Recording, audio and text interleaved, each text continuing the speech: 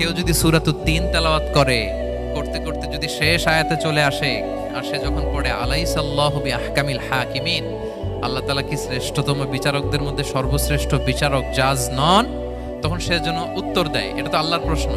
আলাইসাল্লাহু বিআহকামিল হাকিমিন, আল্লাহ আমাদেরকে প্রশ্ন ছুড়ে দিয়েছেন যে আল্লাহ তাআলা কি শ্রেষ্ঠ বিচারক নন। তখন যে তেলাওয়াত করে সে যেন বলে বালা বালা ওয়া আনা আলা যালিকা মিনাশ শাহিদিন।